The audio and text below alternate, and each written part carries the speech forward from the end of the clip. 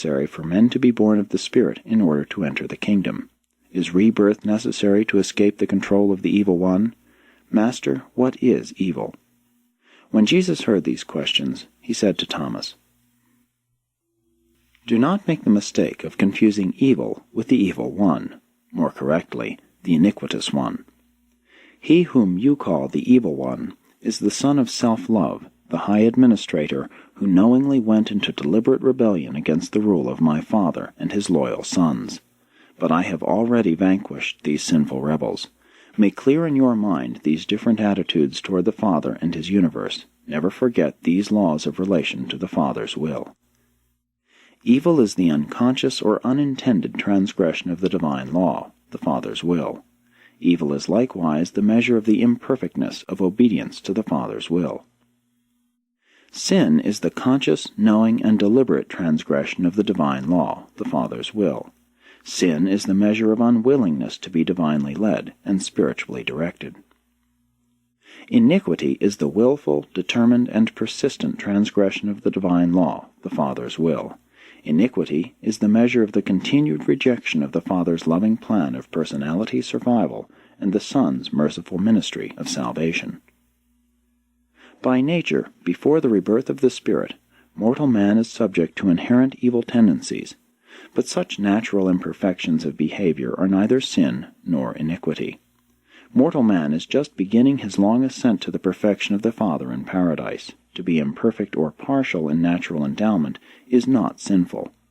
Man is indeed subject to evil, but he is in no sense the child of the evil one, unless he has knowingly and deliberately chosen the paths of sin and the life of iniquity. Evil is inherent in the natural order of this world, but sin is an attitude of conscious rebellion which was brought to this world by those who fell from spiritual light into gross darkness. You are confused, Thomas, by the doctrines of the Greeks and the errors of the Persians. You do not understand the relationships of evil and sin because you view mankind as beginning on earth with a perfect Adam and rapidly degenerating through sin to man's present deplorable estate.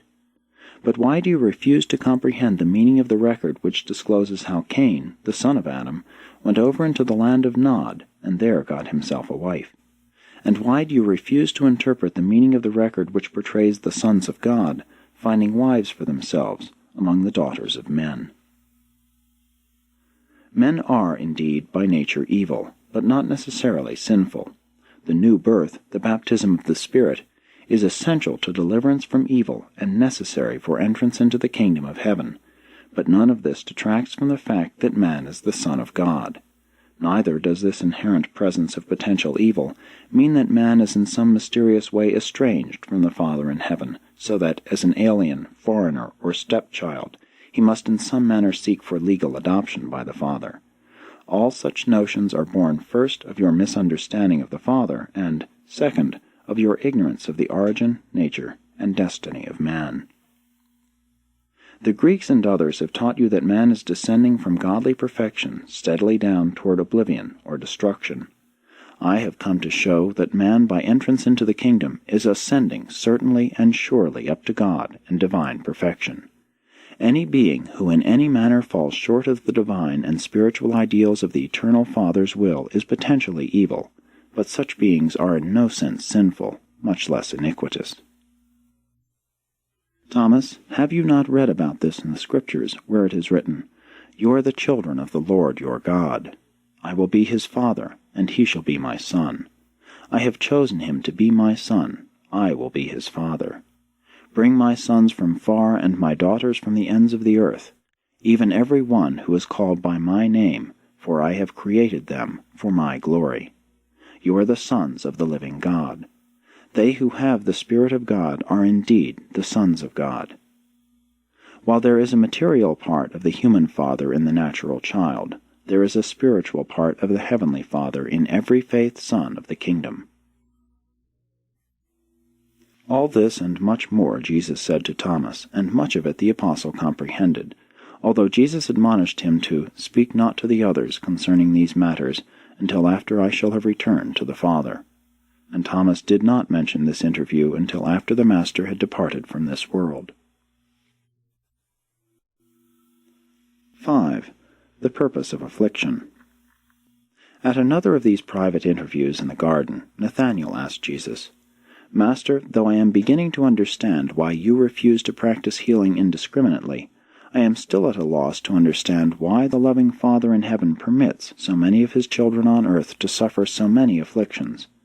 The Master answered Nathanael, saying, "Nathanael, you and many others are thus perplexed because you do not comprehend how the natural order of this world has been so many times upset by the sinful adventures of certain rebellious traitors to the Father's will.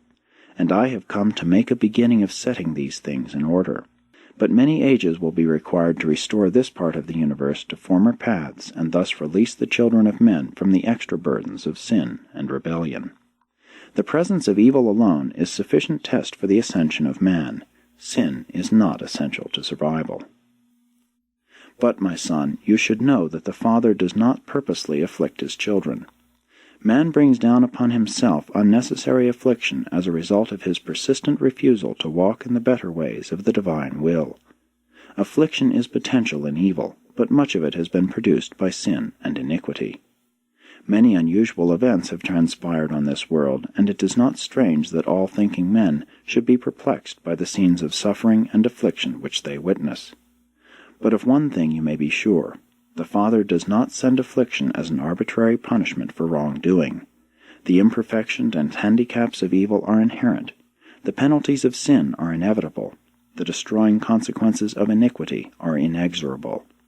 Man should not blame God for those afflictions which are the natural result of the life which he chooses to live. Neither should man complain of those experiences which are a part of life as it is lived on this world. It is the Father's will that mortal man should work persistently and consistently toward the betterment of his estate on earth. Intelligent application would enable man to overcome much of his earthly misery. Nathanael, it is our mission to help men solve their spiritual problems, and in this way to quicken their minds so that they may be the better prepared and inspired to go about solving their manifold material problems. I know of your confusion as you have read the Scriptures. All too often there has prevailed a tendency to ascribe to God the responsibility for everything which ignorant man fails to understand. The Father is not personally responsible for all you may fail to comprehend. Do not doubt the love of the Father, just because some just and wise law of His ordaining chances to afflict you because you have innocently or deliberately transgressed such a divine ordinance. But, Nathanael, there is much in the Scriptures which would have instructed you if you had only read with discernment.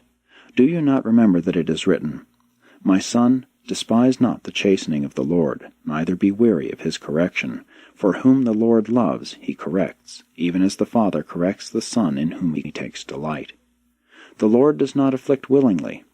"Before I was afflicted, I went astray, but now do I keep the law."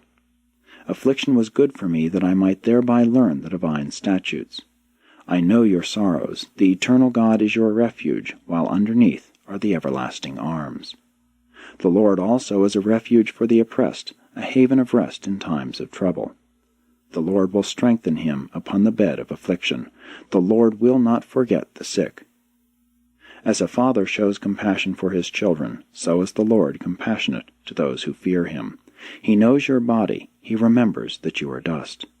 He heals the broken-hearted and binds up their wounds. He is the hope of the poor, the strength of the needy in his distress, a refuge from the storm and a shadow from the devastating heat. He gives power to the faint, and to them who have no might he increases strength. A bruised reed shall he not break, and the smoking flax he will not quench. When you pass through the waters of affliction, I will be with you, and when the rivers of adversity overflow you, I will not forsake you. He has sent me to bind up the broken-hearted, to proclaim liberty to the captives, and to comfort all who mourn. There is correction in suffering. Affliction does not spring forth from the dust. 6. The misunderstanding of suffering. Discourse on Job. It was this same evening at Bethsaida that John also asked Jesus why so many apparently innocent people suffered from so many diseases and experienced so many afflictions. In answering John's questions, among many other things the Master said,